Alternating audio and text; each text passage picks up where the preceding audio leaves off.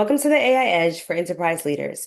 This is the show where we go beyond the buzzwords to have real conversations with leaders at the forefront of their industry about what's working, what's changing, and how AI is being used to drive results. I'm your host, Chakaya, CEO of Achieve and Believe Consulting, where we provide AI solutions to help improve your business outcomes.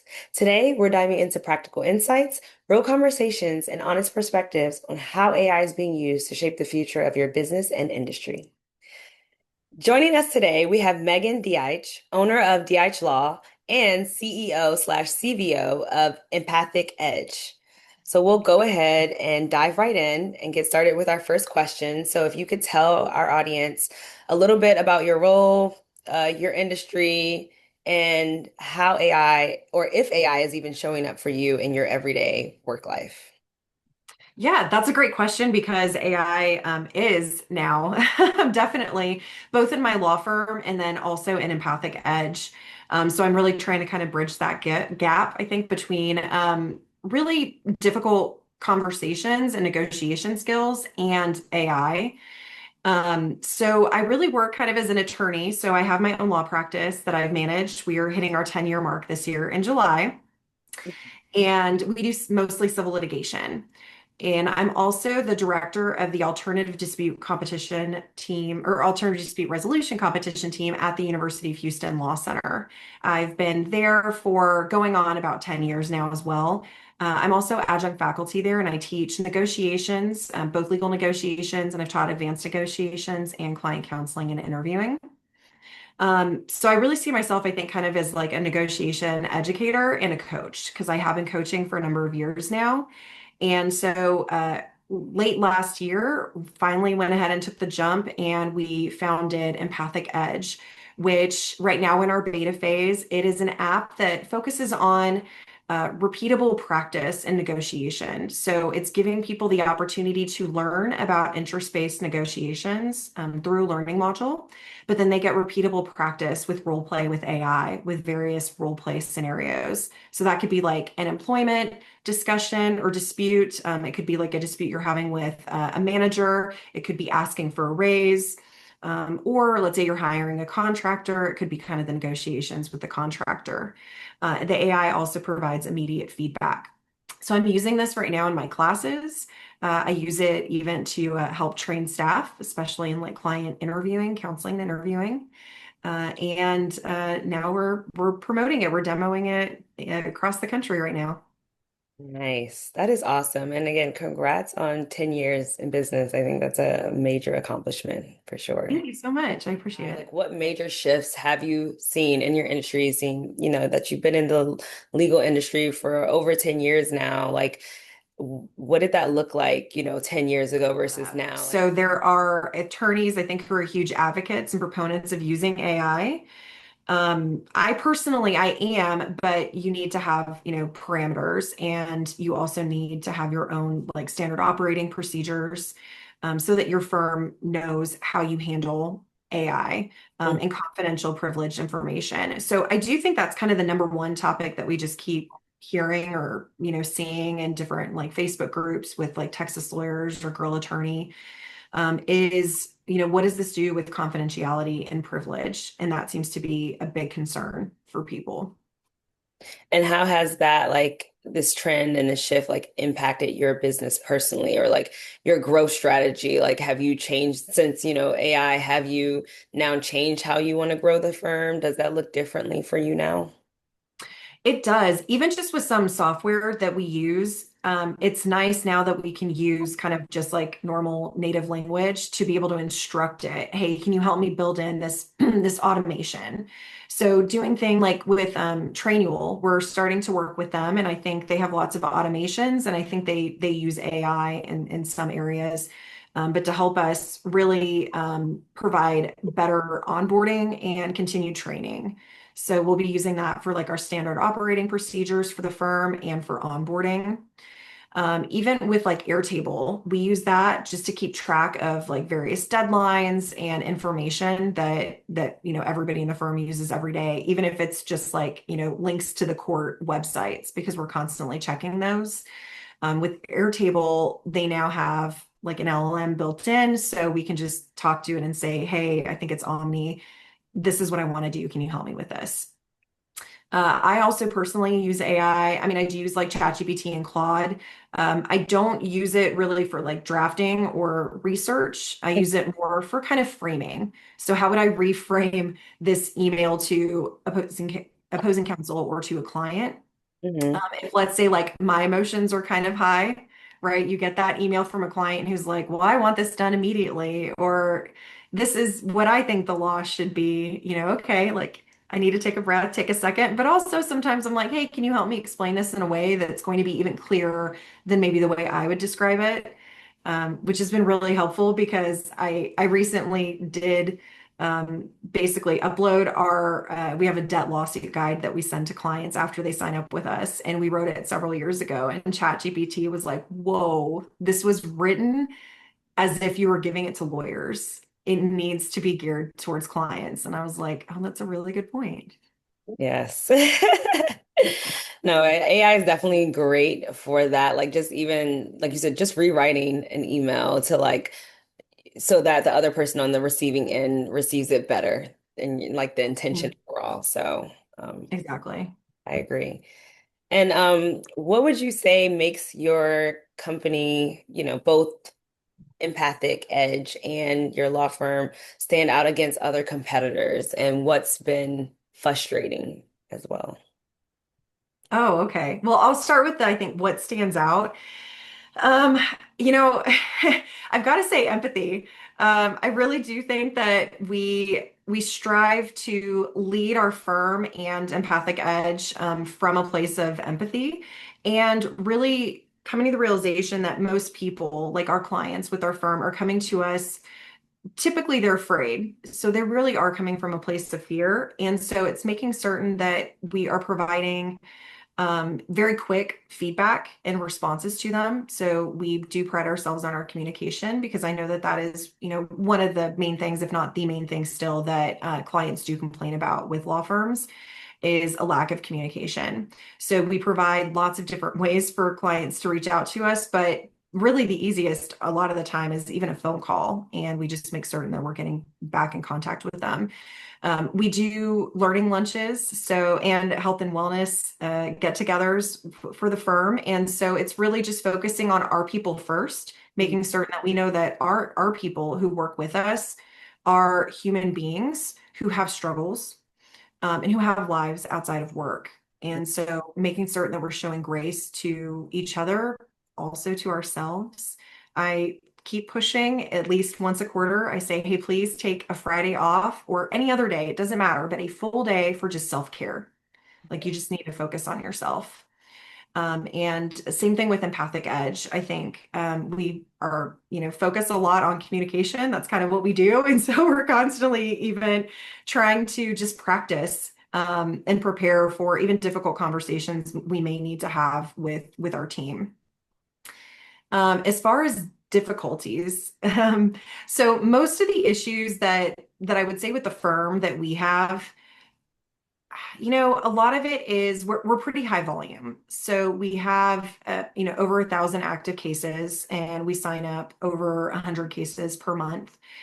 And so it's really just being able to provide that support for your clients so that they don't feel like a number. And I do think we do a great job of that. It's just sometimes communication, we may get like 6 or 8 or 10 emails in a row, and it decreases our efficiency if we have that. So it's like constantly trying to build on how do we communicate better? Is there a portal that works better? Really, like what are the best options there? Mhm. And what metrics are you most focused on improving at this current moment? So I feel like our metrics had been a little more fluid in the past. And so that's something we're currently working on as far as metrics go. It's really easy to look kind of at that intake side and say, okay, like how many cases are we signing up per month? What percentage of the people calling in are signing up? What percentage of people that receive a letter from our firm or, see an advertisement are calling us? Those are kind of the easy metrics Mhm. to gather. We're working on setting up some KPIs that focus more on um, sort of tangible metrics and numbers of like how long and like actually tracking. So this client called in at this time. How long did it take us to get back with them? Mhm. Also finding ways to gauge client satisfaction, realizing our clients are in a tough spot. They're not always going to be happy. I mean, unfortunately, they've been sued. They're coming to us in a really difficult time. So a lot of it, their stress probably has nothing to do with us. But it's, finding the best ways to kind of track their progression through our firm and our communication with them. Like in the next 6 to 12 months with both empathic and your law firm, like different goals that you guys have. Where do you want to be with that? So with the firm, I've been focusing a lot on kind of these SOPs and more automations. So if there's anything that's extremely manual, um, that could free up one of our staff members' time, right? To where they could say, hey, let me like have more time to call these clients versus, hey, I'm checking a docket and checking 100 cases today to see if we haven't received a notice from the court. We're working on ways to kind of get those things a little more systematized and automated so Mhm. that we can use that human capital, like the people that work in our firm, focused more on that kind of human aspect and interaction. With Empathic Edge, it's still so new. We are in beta. Our goal is, I would say, ideally in the next 6 months, we'd love to get between like 3 to 5,000 users who are like regularly using the app and getting the feedback. We really want to see what we can do to make it better because my goal would be not too far off in the distant future that if we have enough users that are actually utilizing the app all over the world, Mhm. our goal is to open it up to peer-to-peer negotiation practice. So let's say you were traveling to Japan and you said, oh, I've got this interview there, and I'd really love to be connected with somebody who could like tell me what it's like to negotiate in a business deal in Japan. You could be connected, and then you could do like a practice negotiation exercise with them as well. Do you have any success stories that you are proud of, on both ends, like with the law firm and empathic? Yeah, that's a great question. Because earlier today, so what I actually, I'm going to pull it up really quickly. I had a survey that I had sent out to some of my former students recently, basically just asking them, like, hey, what was your experience like in class?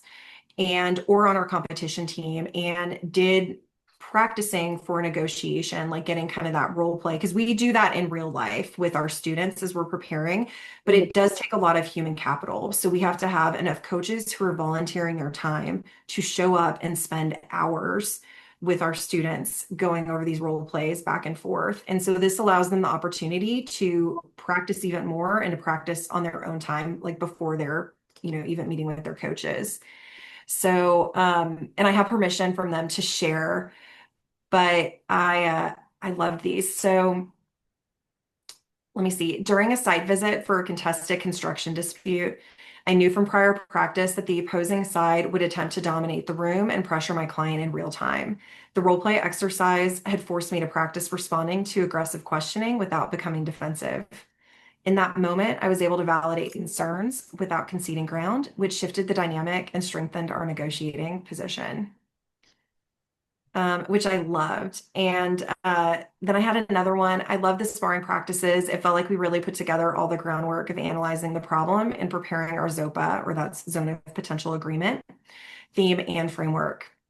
And so anyway, it was really great to hear from students who some of them, haven't been a student for a few years now and get their feedback on what their experience was like with this preparation and training. Nice. And what about as far as using AI within your firm, like any success stories with that? I am encouraging everybody in my firm to use it. So even in like my client counseling class, I know it's not my firm, but last night my students were like, "Well, that first scored interview that you gave us, it was related to probate law, and I don't know anything about probate law. I haven't taken a probate class before." And I was like, "Oh, well, that's fine. I haven't either." But you can still do research beforehand, right? I mean, and they have other tools. We have things like LexisNexis and Westlaw, which are also incorporating AI that they can use. Mhm. But I was like, you could literally go to ChatGPT and say, hey, I have an interview with a new potential client. and it's a probate matter. I'm not really certain what I should be looking for, asking for. Are there documents that I need? Give me an outline, right? So we're encouraging that even with our students, and I encourage that with my staff as well. Um, Part of the reason for trying to set up Trainual is because right now a lot of the questions just come back directly to me. And a lot of the time I'm like, oh, have you looked that up first? That's what we really want to see. Have you tried to find this for yourself? And one thing that I've also offered to everybody in the firm, if they wanted, I just tend to have a lot of emails, is I am using AI to help automatically sort all of my emails and then create potential draft responses. They don't send though. I go and I review them and I make my own changes. Nice.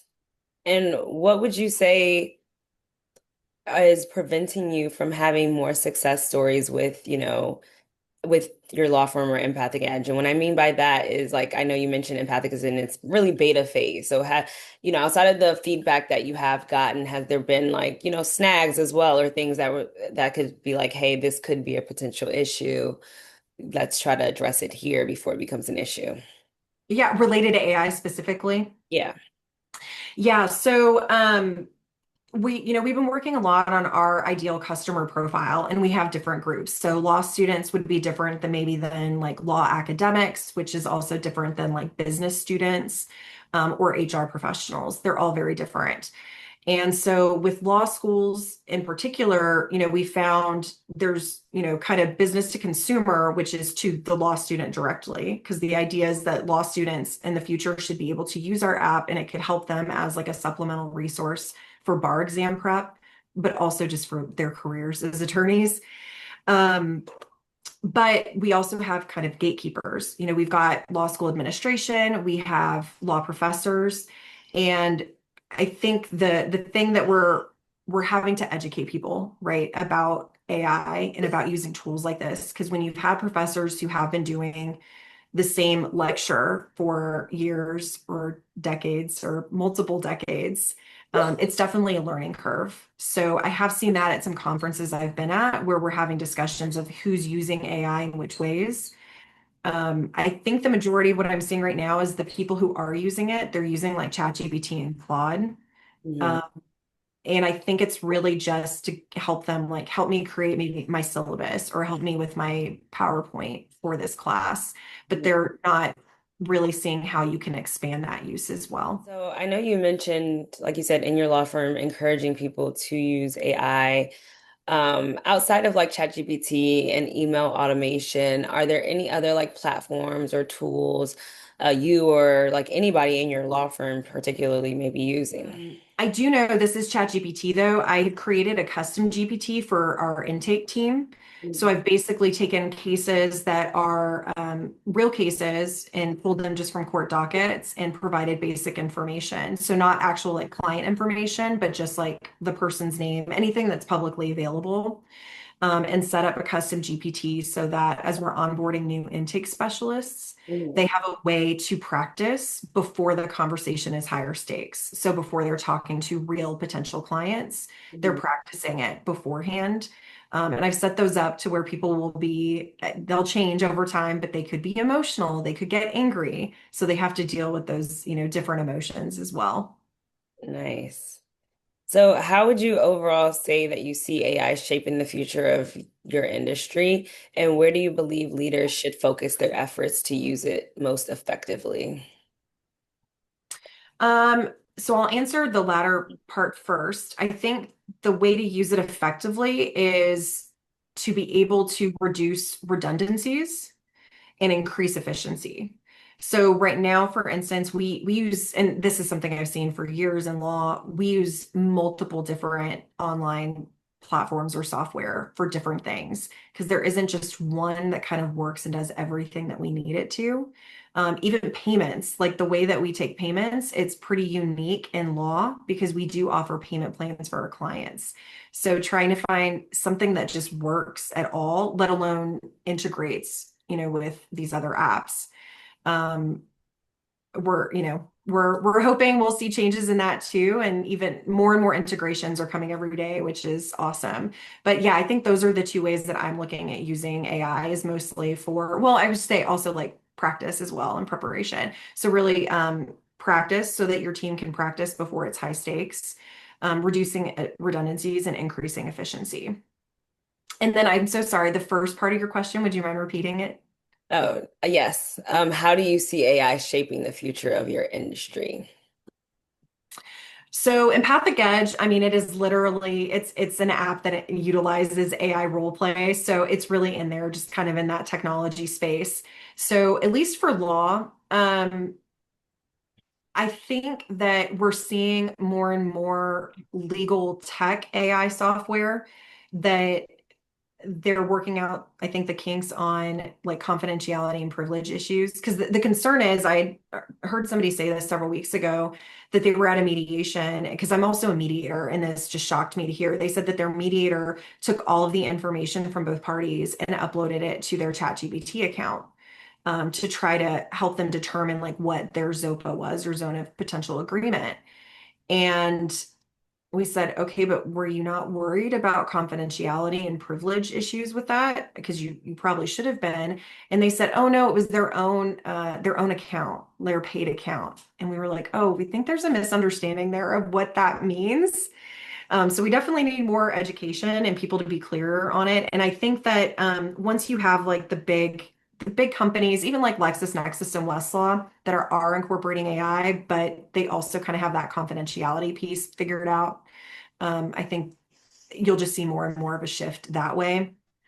I'm hoping though that other people, I mean, I use it for slide decks. I use Typeset to help me create slide decks all the time because I can do it in like seconds. I know Canva, you can create a lot of graphics and things that way. So there's a lot of other things that are kind of like tangential to your law practice that you could be using AI for. If you could give one piece of advice to industry leaders about approaching AI, like whether to adopt it, experiment, hold back, what would that be and why? I would definitely say be open and be curious. It doesn't hurt to experiment. I think what's important is you are doing it strategically and as safely as you possibly can. I don't just, adopt a new platform or app and say, okay, everybody try it out before I've tried it out first, before I've, actually had a demonstration, talk to the company, read reviews, or talk to other people who've utilized it as well. So definitely stay open and curious. Nice. And is there anything else you would like our viewers to know before we go, and if including your social media or anything? Oh, thank you so much. Well, right now we are in our beta testing phase for Empathic Edge. So we are welcoming all people to come and test it out. It's free right now. Eventually, there will be paid versions, but our website is empathicedge.com. That's EMPATHICEDGE.com. You can join the beta. There's a demo that you can watch beforehand as well, or a promo video rather. And we'd love to have you join and send us some feedback. Well, thank you again, Megan, for joining us on the AI Edge for Enterprise Leaders. Today's conversation highlights that while AI technology is rapidly evolving, real impact comes from thoughtful leadership, clear strategy, and intentional execution. To our listeners, I hope today's discussion sparked ideas that you can apply within your own organization. If you enjoyed today's show, please feel free to like this video and subscribe to this channel for future episodes and insights. You can also follow me on social media for more AI insights and real life moments into motherhood and entrepreneurship. You can find me on TikTok and Instagram at MomBossJay, that's MomBossJay. You can also find me on LinkedIn at Jakaya McCambry, that's JAKAYAMCCAMBRY. And you can also find my LinkedIn company page at Achieve and Believe Consulting. That's all I have for you today. I'm your host, Jakaya. Thanks for listening, and I can't wait to see you in our next episode.